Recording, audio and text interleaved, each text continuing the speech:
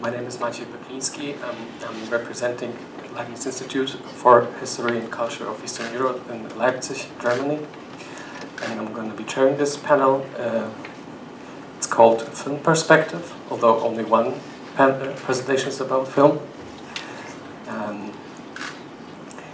Our first speaker is Elif Tekcan. She is research assistant and PhD candidate at the Department of Fashion and Textile Design at Izmir University of Economics. And she is pursuing a PhD program and conducts a research examining the body and clothing discourse produced by literary narratives of science fiction. The topic of her presentation will be ideology and dress in the early social science fiction novels, a comparative analysis of Bellamy's Looking Backward, and Mauricio's News from Nowhere.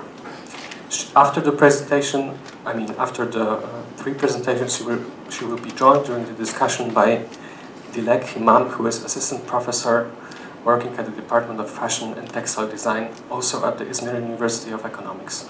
And they will answer the questions together. Hi, I'm Elif Tekcan from Izmir University of Economics Fashion and Textile Department, and the title of the can you hear me well?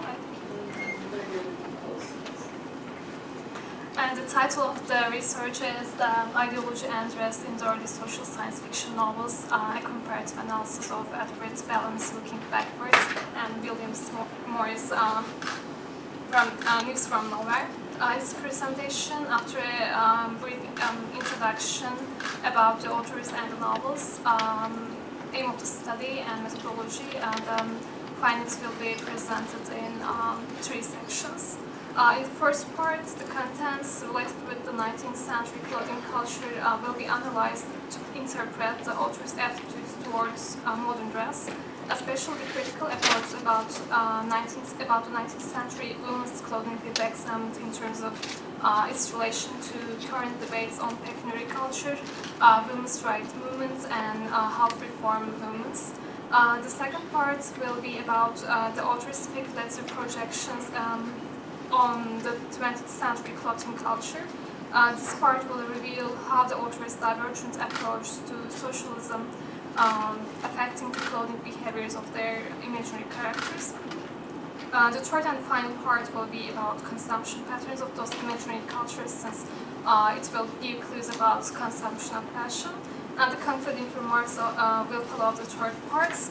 If we briefly introduce the books,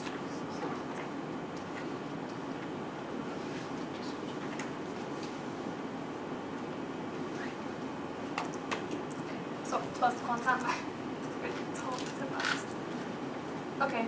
In 1888, Bellamy wrote a book entitled Looking Backward from 2000 to 1887. Although Bellamy himself was not a student of Marxism or socialism prior to writing Looking Backward, these visions manifested in the book contribute to the spread of socialism and the establishment of Bellamy clubs across the United States.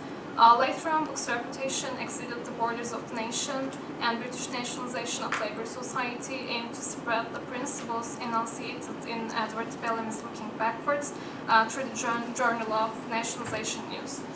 Despite its favorable reception within both socialist and non-socialist circles, the popularity of the novel didn't prevent British author William Morris from publishing a strong criticism of Bellamy's ideas and accusing him of short-sightedness in addressing the deep-seated problems of labor, industrialization, and urbanization. Therefore, when Morris started to publish News from Nowhere in Commonweal in 1890, his alternative vision of the future had been conceived as a counterblast to Bellamy.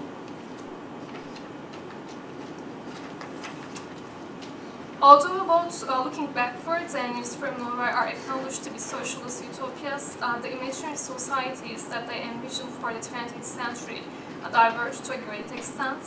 In principle, both societies are established on mutual grounds, since both abolish state and private ownership, resolve the problems of labor and industrialization, and enable all their citizens to live equally. However, Bellamy and Morris follows different paths in the achievement of those liberties.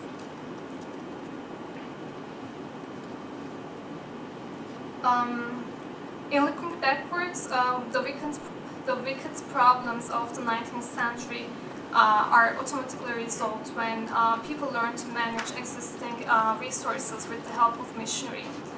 In his proposal, Bellamy illustrates his imaginary society as an industrial army that acts in harmony for the mutual benefits of its members. This industrial army utilizes industrial tools to minimize the burden of labor and provide time for leisure. No one suffers from unemployment and all people retire at the age of 45. Equal income policies eliminating class differences doesn't lead to the standardization of lifestyles, and this variety is also manifests itself in the urban planning. Nobody hires domestic servants since the housework doesn't exist. Washing is done at public laundries, cooking at public kitchens, and making and repairing of the garments in public shops.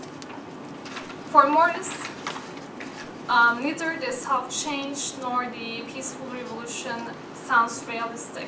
He also addresses the possible dangers of the big industrial army, since it can easily turn into a monopolistic tyranny in the organization of and production. According to him, Bellamy's misconception of labor also prevents him from finding a rational plan for the use of machinery. He believes that the idea suggesting the use of machinery in the reduction of working hours seems futile, since the development of man's resources results in fresh desires and fresh demands on nature.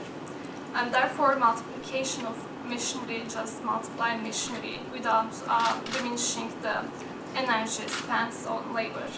Unlike Bellamy, Morris celebrates happy labor and suggests using industrial tools in the reduction of pain in the labor. So with this background, especially this study focuses on the practices related with clothing and body, and aims to explore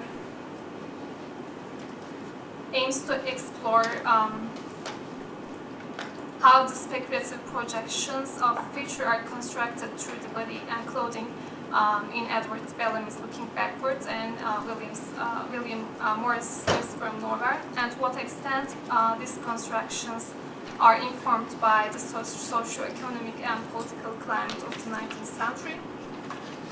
And as a methodology, we follow content analysis and literature review, literature survey.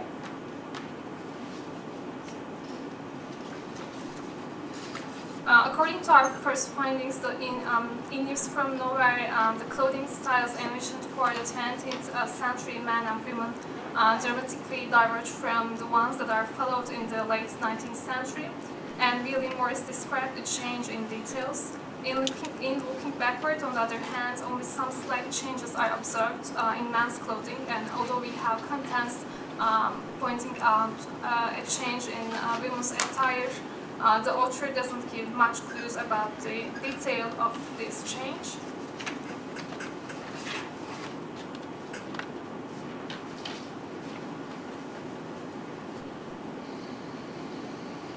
When the novels are compared in terms of their contents about the 19th century clothing culture, it's observed that the books differentiate in their commentaries on the 19th century male garments, although they have similarities in their approach to a woman's attire.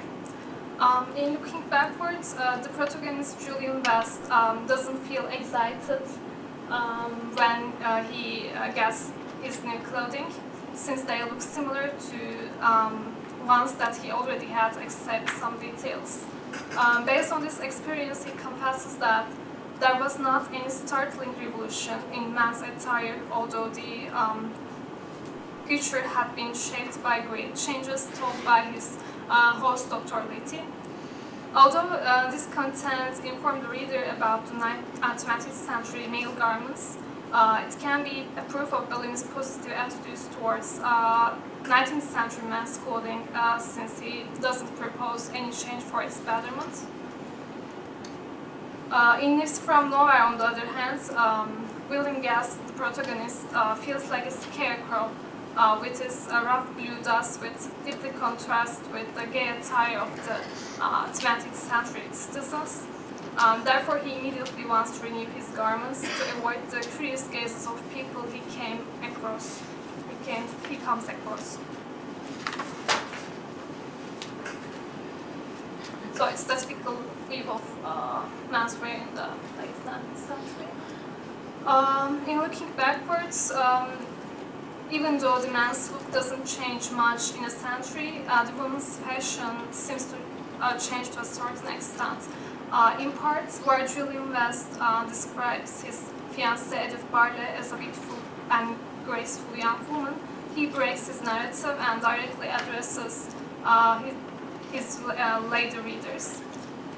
My lady readers, I'm aware, will protest at this. Handsome she might have been, I hear them saying, but graceful never, in the costumes which were the passion at that period, when the head covering was a decent structure a foot tall, and almost incredible extension of the skirt. Behind the means of artificial contrivances, more truly dehumanized the form than any former device of dressmakers. Actually, News from Nowhere also includes similar contents. In News from Nowhere, Old Hammond comments on the women of the 19th century, since he had seen some of them grown old and knew their youth from his father. According to his father, they were a little like young women as might be. They had hands like bunches of skewers, and wretched little arms like sticks, and waists like hourglasses, and thin lips, and peaked noses, and pale cheeks. And they were always pretending to be offended at anything you said or did to them.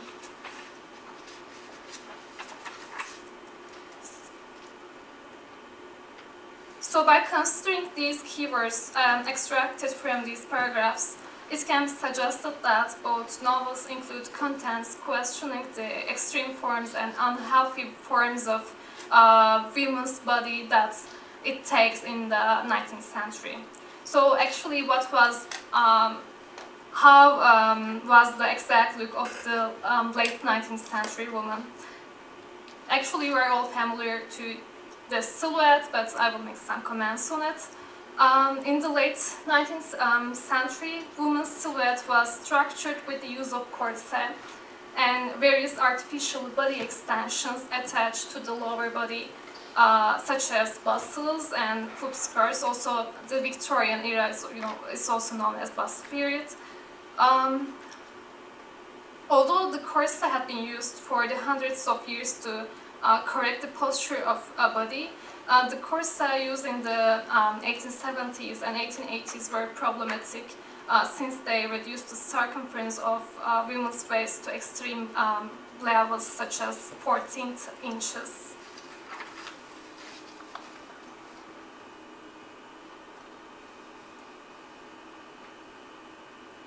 And this extreme pressure put on women's body was related with the women's function in the pecuniary culture. According to Thorstein Veblen, one of the women's function in the society was to prevail the purchasing power of her male guardians. Also, all the clothing items are Also, all the clothing items and practices are restricting body movements such as corset, very tight or wide skirts, very big headdresses or high heels signify the unproductive expenditure of women and the existence of a servant who helps those women when they are dressing up. However, for a woman from upper classes, it was not so easy to show her monetary status in the 1870s and 1880s, since the conspicuous consumption was at its height in that period, and also it resulted in the very quick changes in fashion and clothing styles. According to Lady Paget, an aristocratic woman of the time, fashion's quick change was related with its spread in the every stratum of the society. And actually, George Simmel explained this fact with the theory of trickle-down.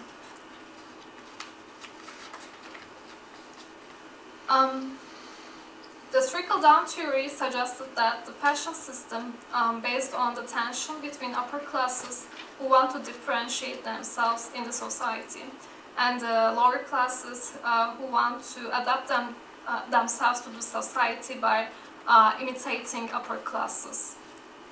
And in the second half of the 19th century, the styles which are in the reserve of upper classes trickled down very quickly with the spread of advertising culture, sewing machines, and department stores.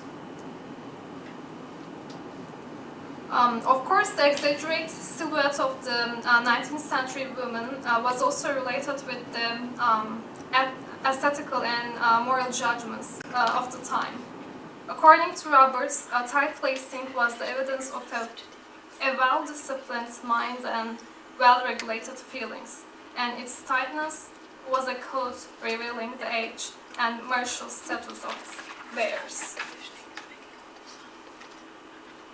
Although there had been many men and women favoring this look, there was still a considerable number of people who criticized the look for different reasons. According to Kesselman, the half reformers and hydropaths were the first groups which challenged the prevailing cult of ladylike delicacy and urged women to engage in physical labor and exercise in open air. And in some journals, the society had been informed about the dangers of tight lacing, since it makes women unable to move, breathe, and give birth. Especially the images shown at the backside is revealing how the corset is damaging the woman's body. So it's changing the places of inner organs, it's changing the growth of skeleton also. So it is also creating problem in terms of the movement of the body.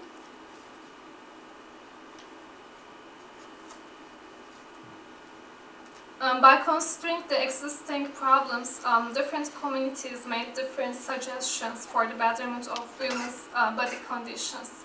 For this purpose, both writers and doctors made remarks on the Greek ideals of the beauty. And some women reformers adopted a look known as bloomer dress. Actually, especially in that period, the health journals put emphasis on corset issue a lot, and also since there was a problem related with the silhouette, they had to suggest a new look, replacing the previous one. So again, they went to classical ancient Greek and classical ideals of ancient Greek, and they made comparisons related with the current silhouette of the body and the female ideal of classical periods.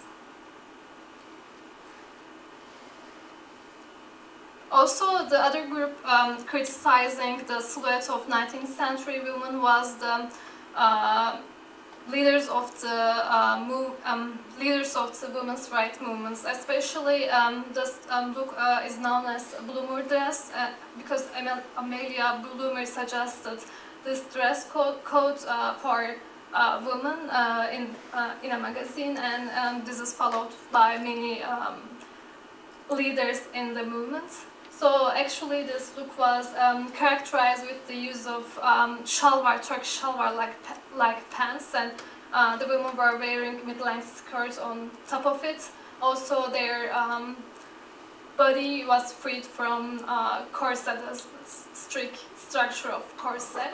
Actually, there were women with free spirits and free minds, so they tried to free also their body, because also they were trying to take part in social lives. They wanted to use bicycles, and they wanted to engage in physical activity, so therefore they adopted this style. This look also used by other different groups. For instance, it's also a picture showing the members of Oneida community. It's also a religious community, suggesting, let's say, communal living and free marriage and love. Also, they adopted different type of a style.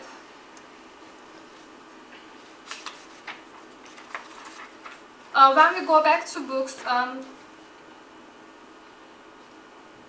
it is observed that the author's visions for the 20th century clothing culture are nurtured from the current debates and the criticisms direct to the 19th century clothing practices. In looking backwards, Bellamy describes the ladies of the 20th century as lovely demonstrations of the effect of appropriate drapery in accenting feminine graces. And this description shows similarity with the current debates, suggesting simple aesthetics previously proposed in ancient Greece.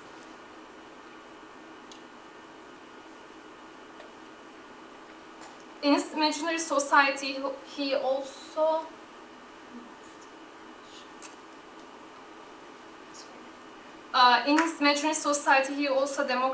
tried to democratize fashion system by making high-quality clothing items available to each citizen, each woman.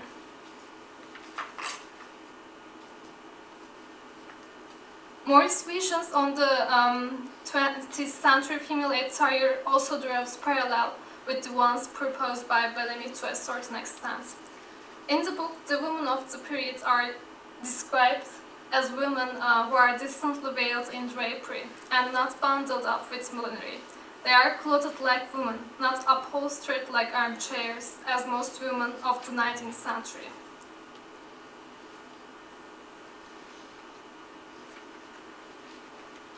William Morris explains his clothing-related ideas in details and uses a considerable number of historical references for the clarification of the looks. In addition to keywords giving direct references to the historical periods, such as ancient, 14th century, Middle Ages, and medieval, the narrative contains indirect references signifying those periods, such as bronze leather belts, clasp made of Damascene steel, and gold and silk embroidery. So for my pronunciation, sometimes I have difficulties in pronunciation.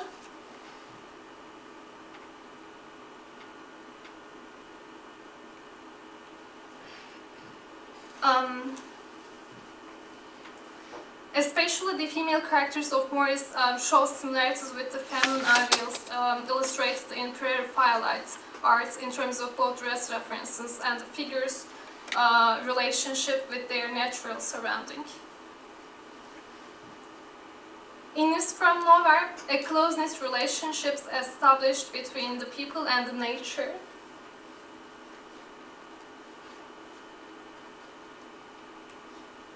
And this relationship is reflected on garments. Unlike the modern individual who is in conflict with nature, the citizens of the 20th century adapt themselves to nature with the help of clothing. The people living in hot climates wear costumes made of lightweight fabrics. And in the geographies where the weather is rough and rainy, people become rougher in dress. In News from Nowhere, the citizens are engaged in outdoor activities to benefit from nature. Their faces, hands, and bare feet are tanned with sun, and they enjoy bathing with their light dresses and bare feet touching to water. More celebrating happy labor also celebrates bodies beautified through working. Both men and women engaged in physical labor are described as healthy people with firm, strong, and wellness bodies, and their looks are described as beautiful. their garments are described as beautiful.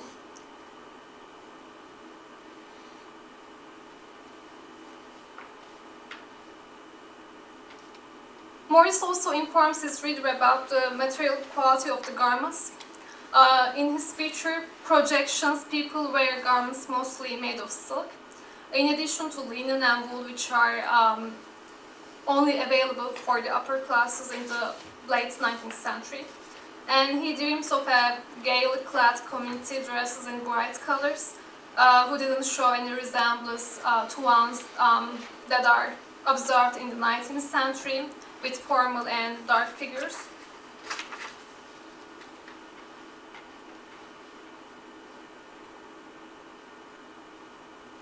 Although News from Nowhere includes rich examples illustrating clothing culture, looking backwards comes to forward with its projections about the consumption culture. Although both Bellamy and Morris abolished the use of money, Bellamy proposes alternative means of expenditure, like credit cards, and alternative visions on shopping experience, merchandising, and product distribution.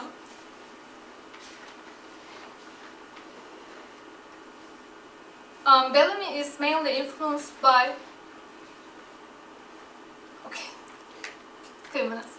Bellamy is influenced by the 19th century department stores, which dramatically changed the traditional shopping experience of the time.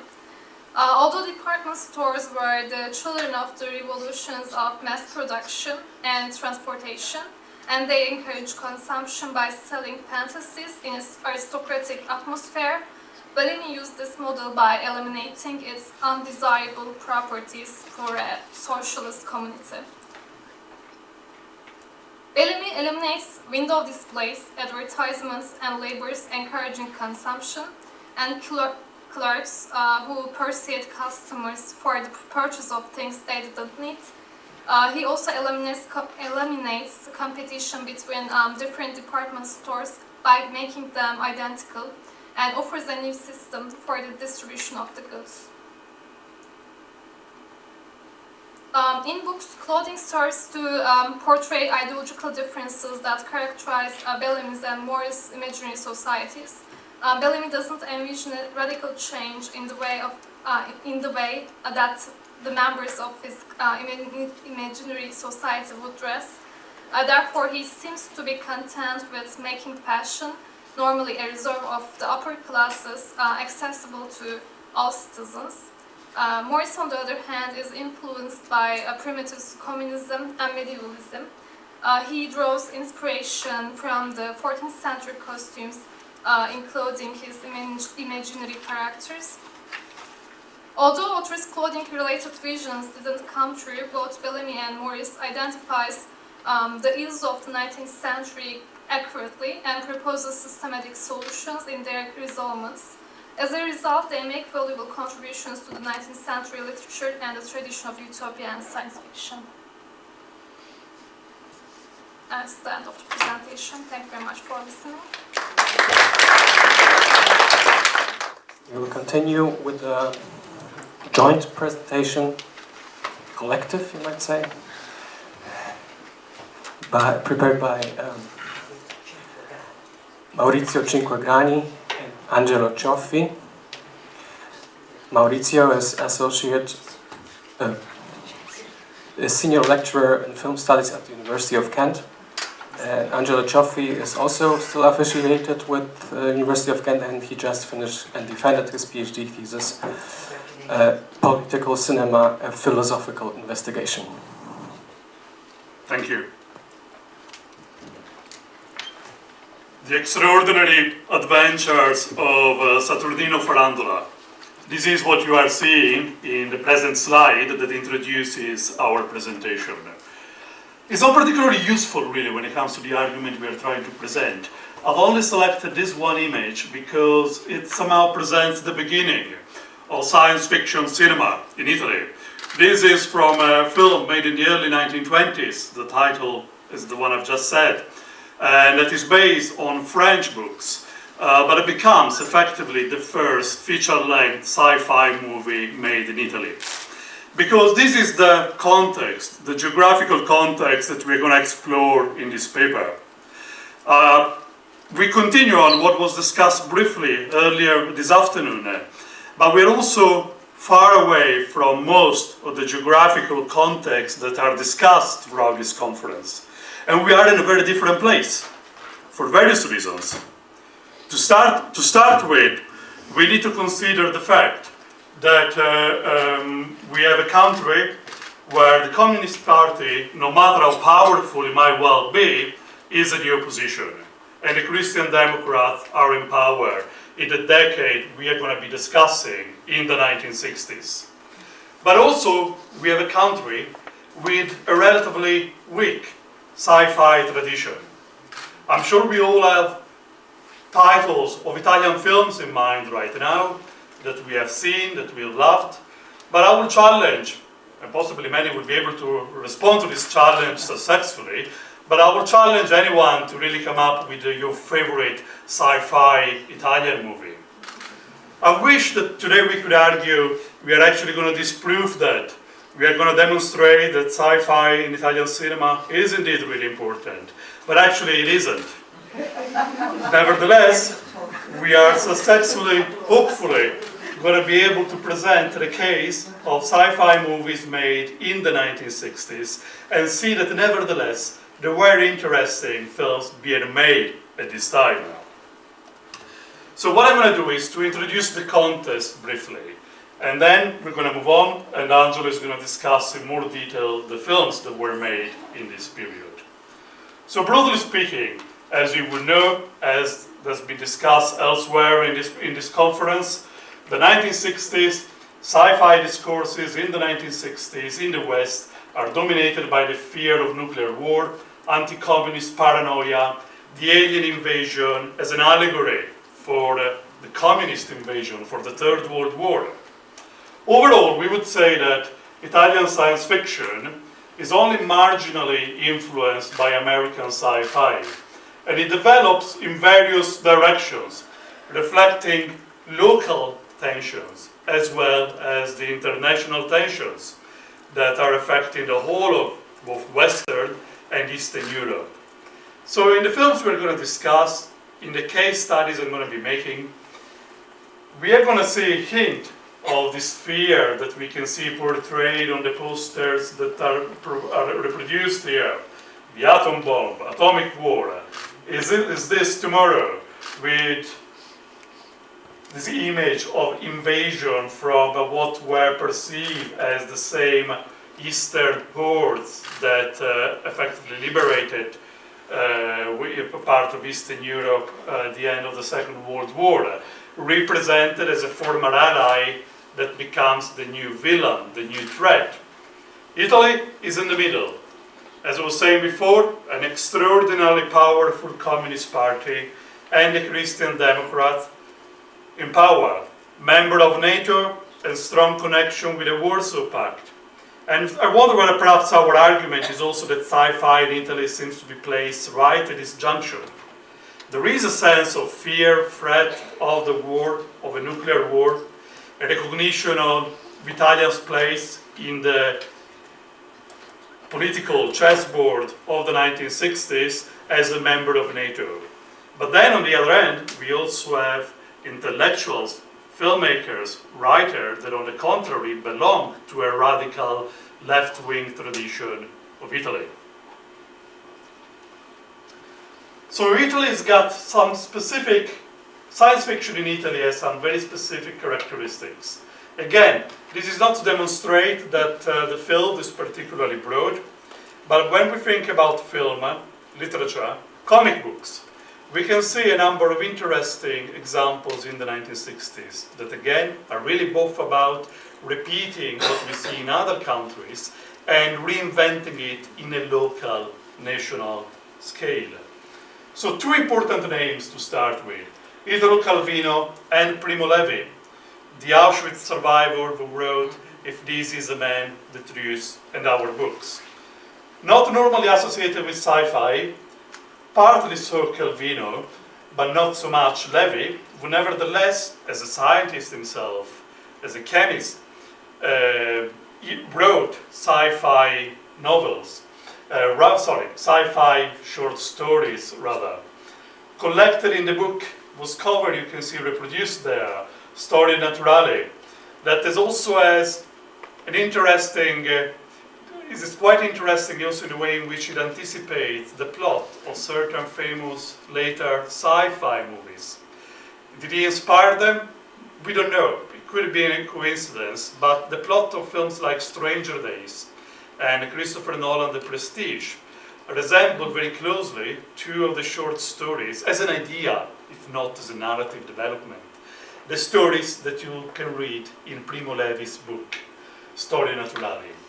What both Levi and Calvino have in common in their writing of short sci-fi stories, something perhaps that differentiates them considerably from many of the Eastern examples we have discussed so far, and also from Western and American examples of science fiction, is the fact that primarily, despite the fact that this is science fiction, perhaps you will also consider placing the books at the local library in the humor section. They have a very strong comic component, a satirical component, miles away from those images of fear of nuclear war, invasion of unnamed foreign power.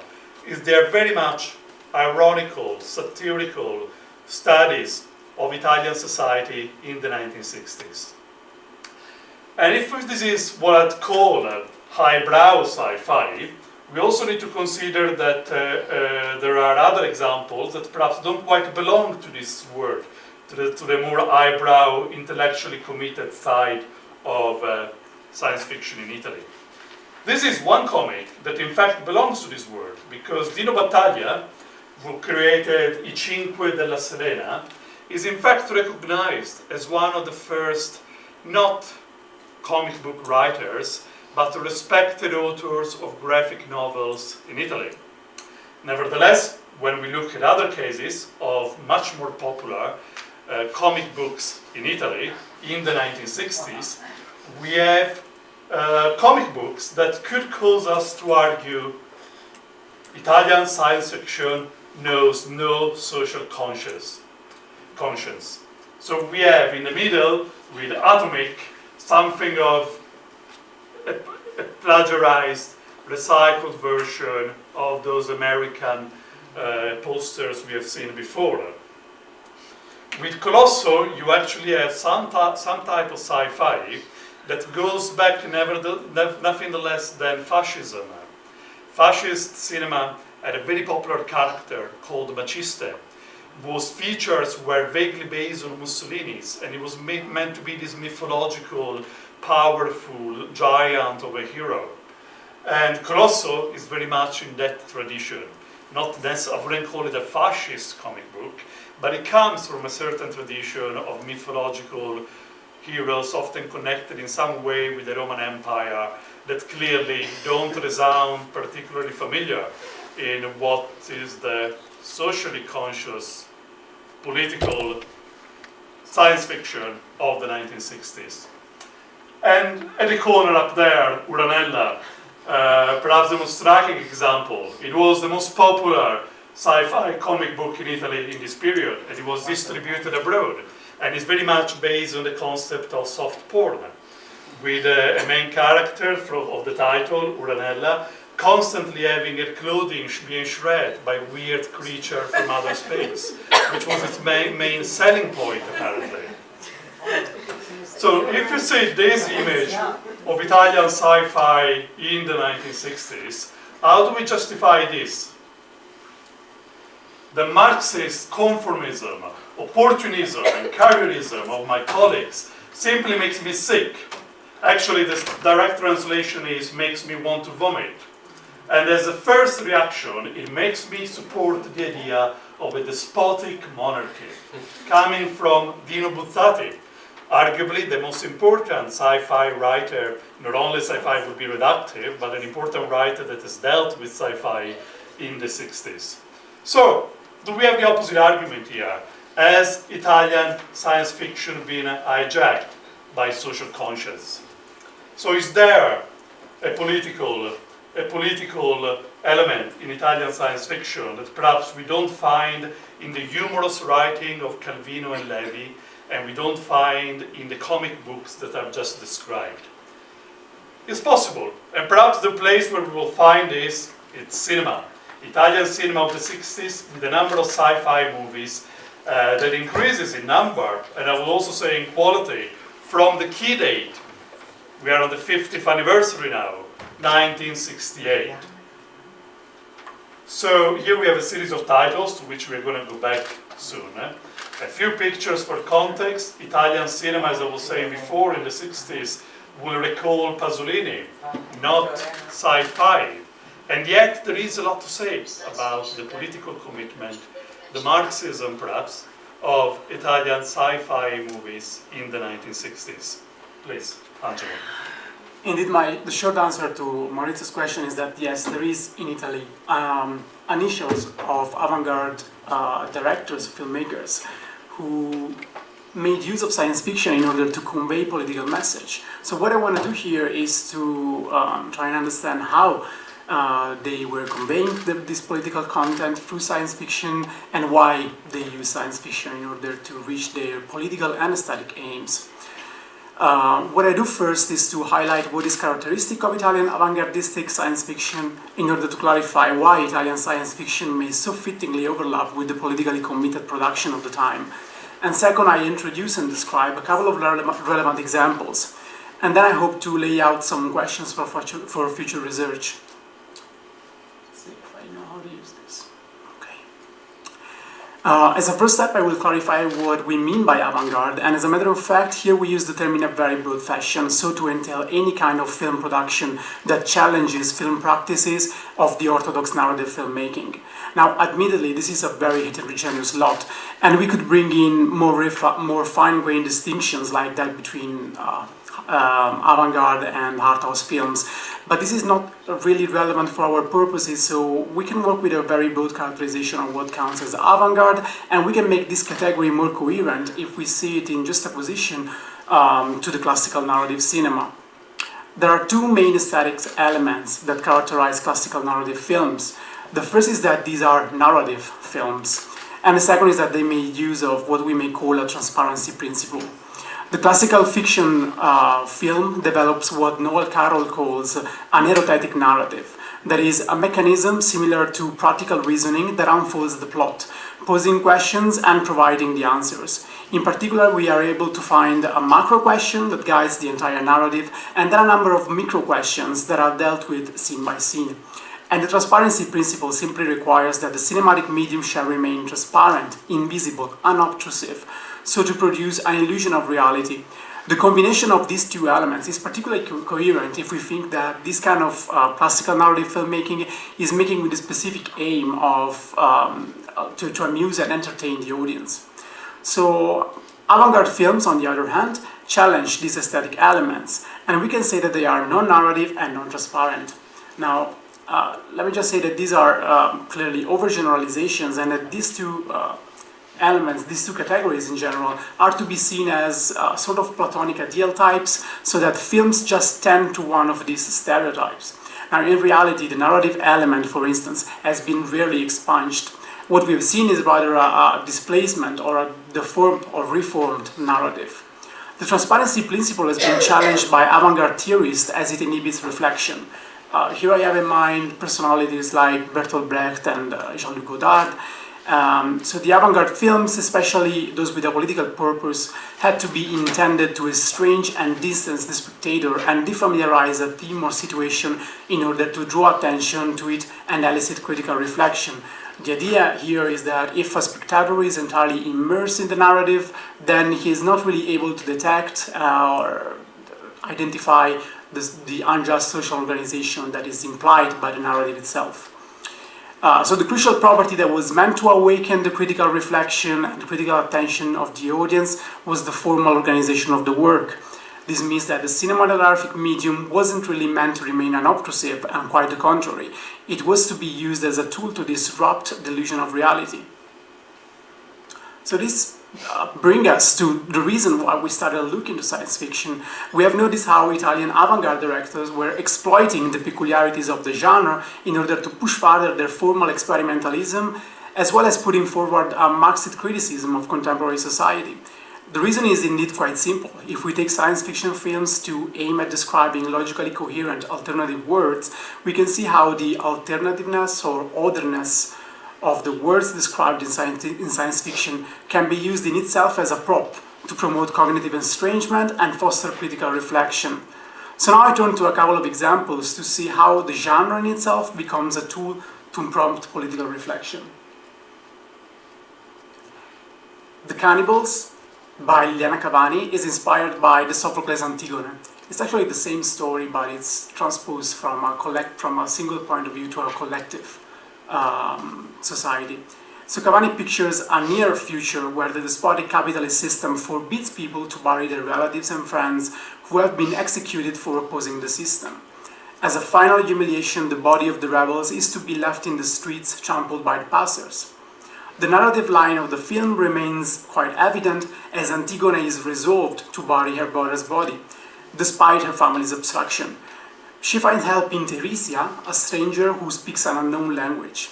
Now, however, despite the clear narrative line, we can soon appreciate the departures from the classical filmmaking as long parts of the action takes place without dialogues, and a number of scenes, rather than developing the narrative, are only used for symbolic purposes. So, for instance, there are naked men in a sauna, and they are obliged to walk to 4 feet and bow to a young kid dressed in a military uniform. Or later in the film, we see Teresia and Antigone completely naked and being chased by the police and seeking refuge into a church. And in this church, they find in a vestry a white dove kept in a cage with mice. And another element that is quite striking is that there is the upbeat, non-diegetic soundtrack follows most of the action, and it serves as a substitute of the missing dialogues. The lyrics bring additional semantic import, revealing the authorial intention to criticize the capitalist regime for infringing individual freedom and creating a standardized society where individuality can no longer be tolerated.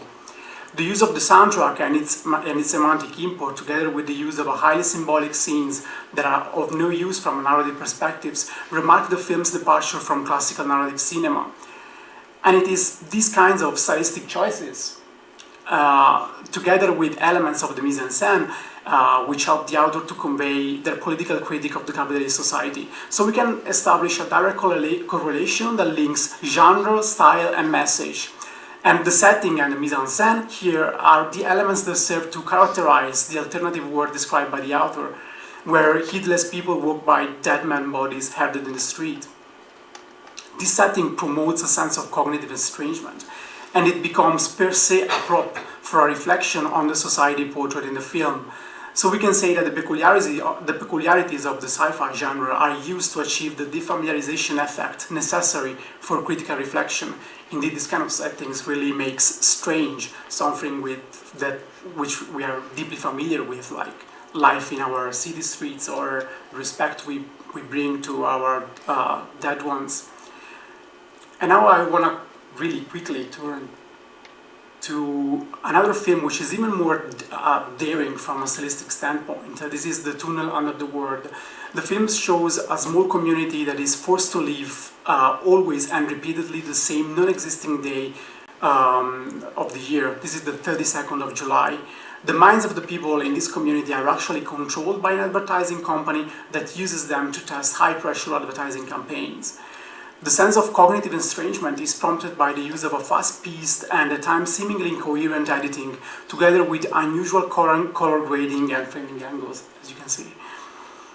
The use of such intrusive stylistic choices is necessary to understand the alternative world described by Crozzi, the director, and it remarks the pointlessness and repetitiveness of these people's lives.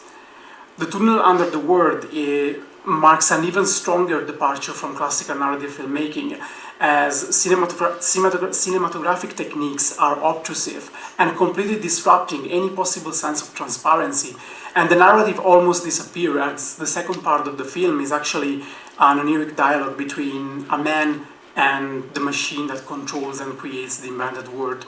Also in this case, we find a tight interrelation among style, message, and genre, as the formal organization of the film serves to communicate its message and also to identify its belonging to the science fiction genre. Now, clearly, these are just two examples taken from the Italian sci-fi production of the end of the 60s. There are more examples that we could have brought, but in all of them, what defines them as science fiction are also the same elements that prompt a defamiliarization effect, fostering political reflections on the alternative world described in the films. Now, evidently, more work needs to be done, and this was really just a first step for us into science fiction. And that's why we are kind of really glad to be here, as we are really learning a lot on science fiction, in particular on Eastern science fiction.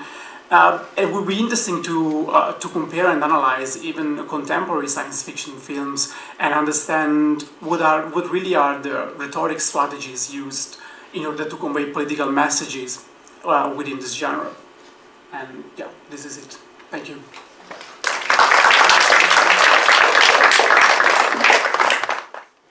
Next speaker will be Eliza Rose. Eliza is a PhD candidate in Slavic literature at Columbia University in New York. And the topic of her presentation is called Arbiter of Games, Włodzimierz, Borowski, and the Art of Prognosis. All right, hi everyone. So my paper is not about science fiction per se. It's about the visual work, the art of a Polish artist named Włodzimierz Borowski, who was active in the 60s and 70s. And so I hope that there are still questions that intersect with the interests of the conference overall. Let me just pull it up. I'm going to be talking about how this artist manipulated scientific motifs in his work and how this intervened on the technophilic discourse of his time. This paper is premised on the observation that its subject material includes three approaches to culture that are consciously structured as experiments, scaled from the molecular or the specific to the molar or the general. On the molecular level, I will be discussing work by the Polish artist Włodzimierz Borowski, who shaped his aesthetic practice as an ongoing experiment. Moving towards the molar, I'll look at a collective and social experiment that took the form of state-organized events in Poland that were intended to establish a new model for cross-fertilization between artists, scientists, and industrial engineers. At the most molar, we have the Polish socialist state's campaign to 1. Industrialize the Lublin region of Poland, 2. Coordinate industrial growth with cultural growth, and 3. Enlist artists in the project of constructing an optimistic progress narrative that sees industry and aesthetics as compatible vectors. I believe that Włodzimierz Borowski forged a model of what I will call slanting critique or nested critique. By grasping the tilted pitch of his social critique, we can expand our vocabulary for thinking about artists outside of the Soviet Union but behind the Iron Curtain, who made work within a landscape that does not necessarily conform to hardline categories of propaganda subservient to the state on the one hand, versus dissident work staged underground, in exile, or on the front lines of a confrontation with official discourse on the other. And here I'm echoing Ivana's plea from the last panel that we kind of remember the cultural history of this period of Eastern European state socialism as less monolithic and homogeneous. To parse out this idea, I'm going to focus on three motifs of Borowski's work. 1, his tendency to structure his work as artificial, hermetic environments that operate as fictions. 2, his writing on art as a tool of prognosis, a simulation or modeling tool. And 3, his strategy of absorbing official discourse and regurgitating it in a slippery and self-effacing mode. Borowski's strategy of staging his works as experiments is particularly relevant for his syncretic shows, and I'll talk about them the most. This was a 9-show sequence that spanned from 1966 to 71. The series is devised as a cycle of experiments that communicate with one another. This evokes Laszlo Moholy-Nagy's notion of art as ongoing experimental research. This setup becomes explicit in Borowski's description of his fifth syncretic show. "It's only a change of device," he wrote. "Same ingredients, new proportions." Yet experimentation was also a form of play. In 1972, he described the gallery space as a playing field, his audience as players, and himself as arbiter of games. The syncretic show format was already the product of extensive research. To back up, before the 60s, Borowski made objects he called artons. These were the grandchildren of Elisticky's Prawns and Malevich's Planitie and Architectons. Borowski refers to his artons as his creatures and frames them as the findings of his ongoing research in the sciences. This is a quote from Borowski. "I was fascinated with natural sciences, their experiments and attempts of creating artificial life. I was interested in cybernetics and the beginnings of the computer. I have even tried to realize a creator's dream, initiating forms or creatures that can live an independent life. I have called them artons." The artons were made of perforated plastic saucers for the most part, processed in extreme heat until they retained no visible trace of their man-made origins. These pseudo-life forms even emitted an organic smell, and I'll show you a few images of the artons so you can just see that there was a kind of diverse morphology within this category. All right, so these are Borowski's syncretic shows that he made between 66 and 71. In the 60s, we might say Borowski shifts from analytical to experimental science, for his focus is no longer the physical properties of discrete static objects, but their behavior in time and interactions between them. Borowski's syncretic shows mark his shift from thinking about art as a practice of object making to that of facilitating sensory experiences. He calls out this shift in his Mirror Manifesto of 1966, and this text accompanied his first syncretic show at the BWA Gallery in Lublin.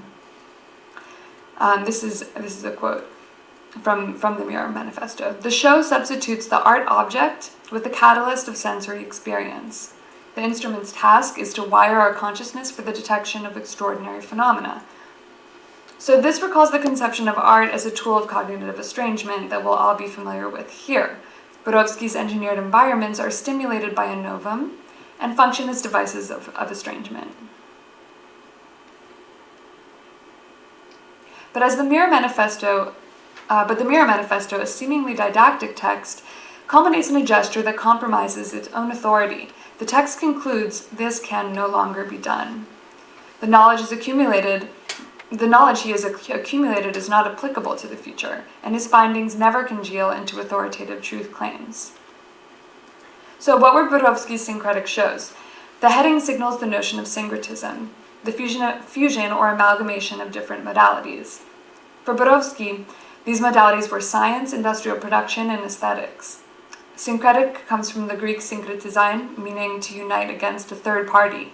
And there is truly something conspiratorial about Borowski's shows. His employment of scientific symbolism seems earnest, but one gets the sense that an opaque joke is hidden in the folds. The shows are basically haunted houses. They entice the viewer, but they're booby-trapped with optical tricks. With each syncretic show, Borowski constructed a durational and hermetic habitat, alien to the everyday world, and powered by non-solar light sources and breeding semi-organic life forms that are the products of evolutionary histories unlike our own and respond to alien biological laws. So, for example, the first syncretic show featured vats filled with a chemical substance out of which the synthetic plants grew for the duration of the exhibition. This is just from Borowski's description of his second syncretic show. "With the playfulness of a neophyte, I began to devise instruments for provoking art. I brutally cut off the audience from the entire artistic process and forced a specific type of behavior onto them according to my designs. Does this not conform to the logic of experimental method?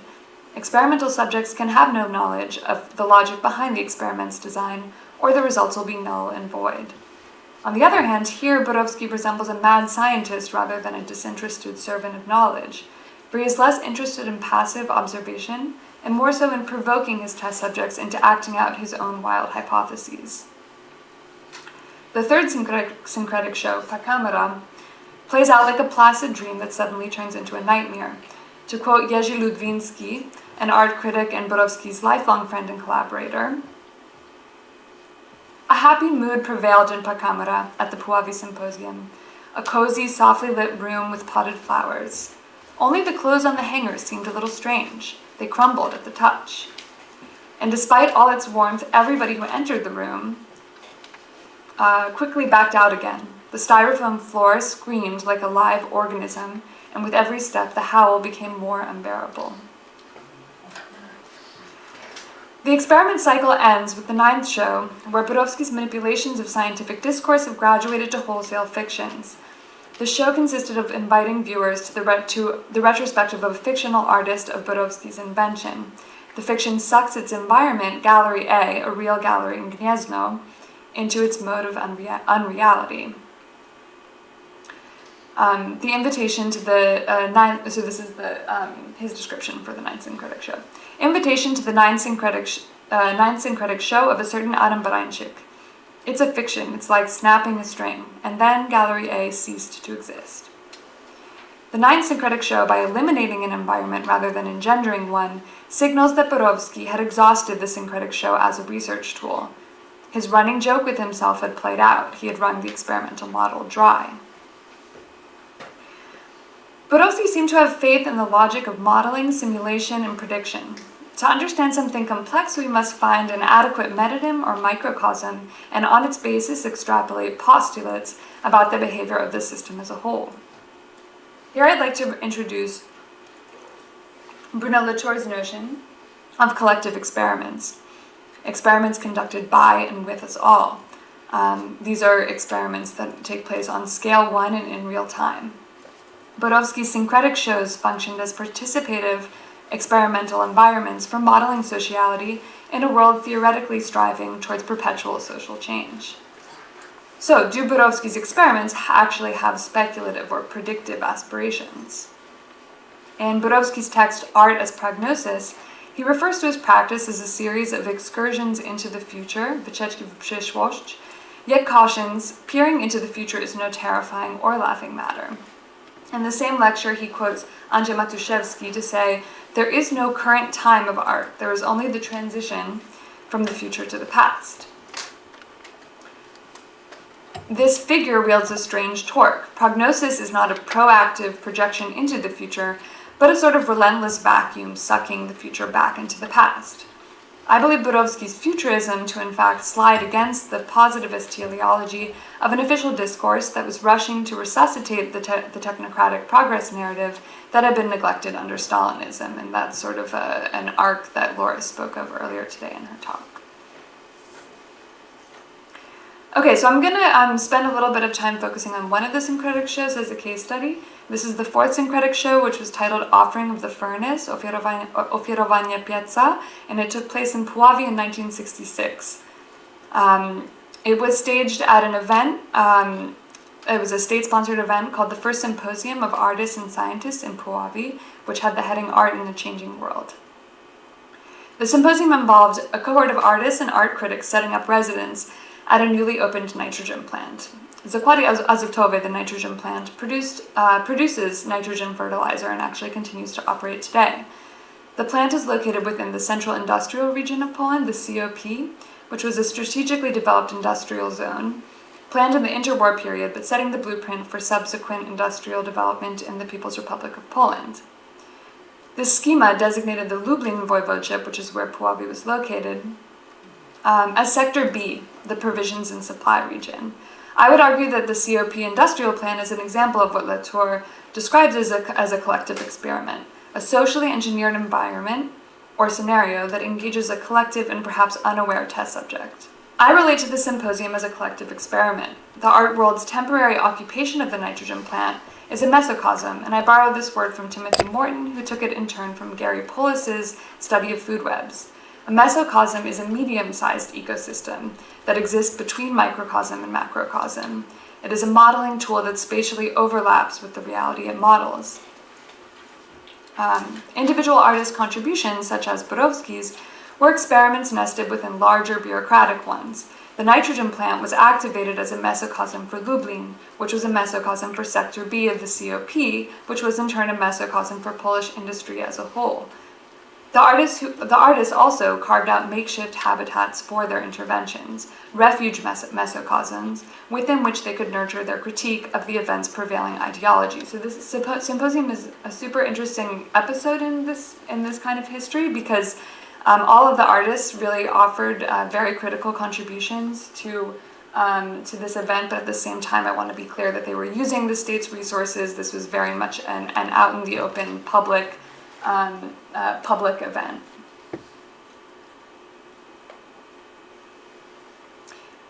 The industrial setting was largely symbolic. The plant didn't ramp up to full production until December, 4 months after the symposium. It had just opened, but throughout the symposium, and when you read documentation of the event, all the artists are kind of lamenting the damage the nitrogen has done to the environment, which goes to show that everybody involved, bureaucrats and artists alike, were kind of using nitrogen, this nitrogen production, as for its symbolic value, rather than paying attention to whether or not the plant was actually active at the moment. The symposium was not unique for its conceptual program of uniting the arts and technical sciences. The 60s and 70s in Poland witnessed a series of events with sympathetic aims. Most importantly, the international meetings of artists, scientists, and art critics in Osheki were a series of annual open-air conventions held every summer at the Yamna Lakefront from 1963 to 1981, and the overlap and the roster of participants between the Puławy Symposium and the Osheki events is huge. Puławy, too, was intended to be an annually repeating event, but was never restaged. The original budget had provided for publishing a catalog that in fact never appeared, which indicates that officially the symposium was deemed a failed experiment.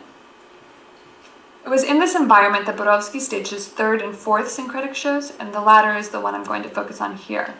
The fourth syncretic show was titled Offering of the Furnace, Ofiarowanie Pieca. Borowski's performance centered around giving the nitrogen plant back to its management, thus reversing the patronage model set up by the symposium, which had put the plant and its resources at the artist's disposal.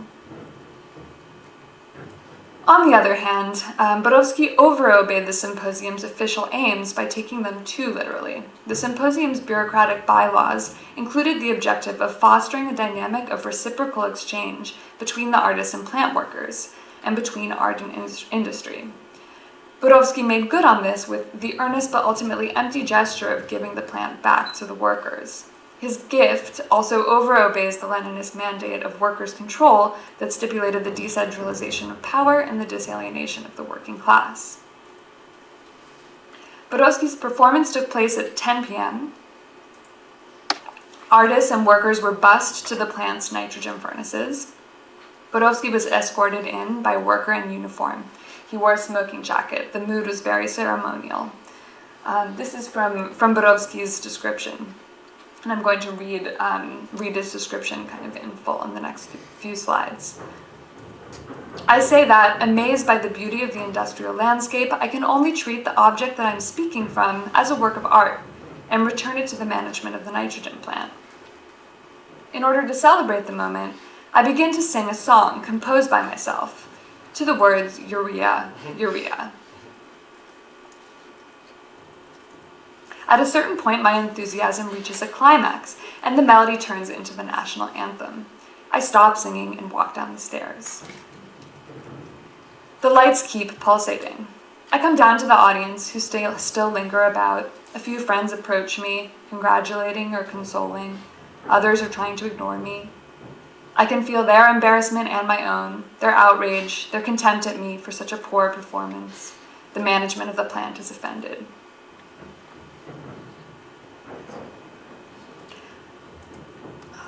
I'll go back to that one. So, in conclusion, I want to think about the state's contortion of science as a legitimizing device, alongside our own unproductive tendency to think of Eastern European state socialism as a failed experiment wholesale. Recently in the sciences, there's been an impetus to end the positive results bias and to begin to archive negative or inconclusive findings. I want to propose something similar for our discipline. In academic approaches to the cultural and social history of Eastern European state socialism, can we somehow retain disproved, misaligned, or unexpected findings? I propose we make room for archiving negative results from the period to counteract our habit of condemning the failed experiment of socialism as a null set. Borowski articulates this very idea in his text Pedagogical Table Poem.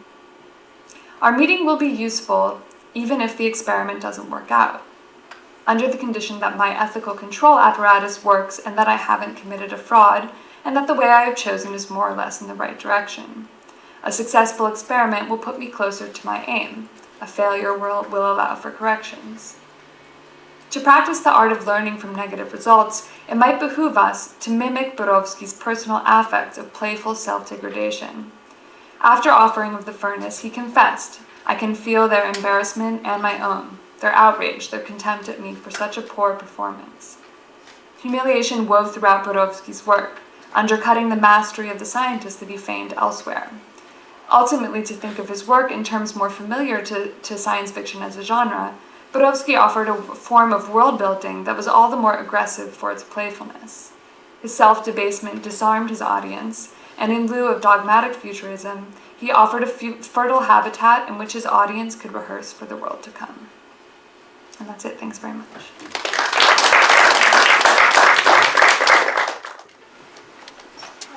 Thank you all for all of those, they were great. I was just wondering if we could talk a bit more about humour, because I thought that was really interesting. Maurizio and Angelo bringing up the idea of Italian science fiction as funny, and maybe connect it to what Eliza was saying about these ideas of experiments as like a running joke. I thought that was really interesting, because I think that does like work away from this model, as you say, of like it's either propaganda or it's like underground subversion, but it's like maybe humour is a way of mediating. Thank you very much for the question. And when it comes to writing, when it comes to the short stories, certainly it does appear that the humour and satire are key, to the point where you would struggle to really decide to what genre the short stories belong in, because the focus is primarily on passing on a comment on society, which is not necessarily the one about the larger narrative, the threat of war, as I was saying before. But perhaps what would be interesting to think about is whether any of these humor migrate from writing comic books onto the films that were made at the same time.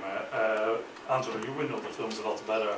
Do you feel like, is that an element of humor or not? No, there isn't much, to be honest, in the films at least. The films are much more concerned only with the use of formalism in order to convey the message of the political message, rather than on satire. So there is kind of a schism, perhaps, here, at least during the 60s. Maybe a more in-depth analysis is needed to see whether this is the same in later years, but where if short stories seem to have this element of satire and humor, films aren't. Well, it's really strange because, for instance, Roberto Faenza's H2S, it kind of has some sort of funny elements or scene in the films, but it's the only one that comes to my mind, so I wouldn't really say that it's there is a trend there. The feeling I have when I look at those short stories, perhaps the parallel is not entirely appropriate, but if you are familiar with the X-Files, you see that most episodes are tremendously serious about government conspiracy and aliens, and then you get the odd episode, a few times per season, that is actually making fun of that, and are effectively comic episodes. It looks to me like some of the short stories are about that, making fun of all of it, both specific, peculiar national behaviors and issues, but also this fear and paranoia that seems to be dominant in this time in history. So it's a meta-commentary, It is, but not quite in the macro narrative sense of the alien narrative is a meta commentary on the war we are all dreading and fearing, but rather on also on the middle class type of life in Italy in the 1960s. So it's a meta commentary on, well, as for the reader of the time, let's say on us, on me, on the reader, on the writer, on the middle classes, as more so than on a much larger global picture of peace and war. I would love to respond to that question because I think, yeah, you put your finger on it. I think that it is humor. Humor is Borowski's best ally in terms of undercutting the positivist discourse that he's quoting, on the other hand. But what's interesting is that it's a really different kind of humor from what we... I mean, you read about the sort of revolutionary potential of humor in work by like Walter Benjamin and even Eisenstein. You read about slapstick, the way they write about slapstick, that humor is reflexive. It's about the actual like muscular mimicry between the audience and the performer, and it's very much a shared experience. Humor comes from even a shared physical experience between audience and an artist. In Borowski's case, it's very much an inside joke with himself. It's a very opaque humor, which is not to say it isn't funny for the audience. I think the audience, maybe what they do share with him is this feeling of embarrassment or discomfort. When you read a documentation of his performances, you get the sense that this was fun for everybody, but that there was some joke that they didn't quite get, that they weren't in on. But I do think that it's a very different kind of humor.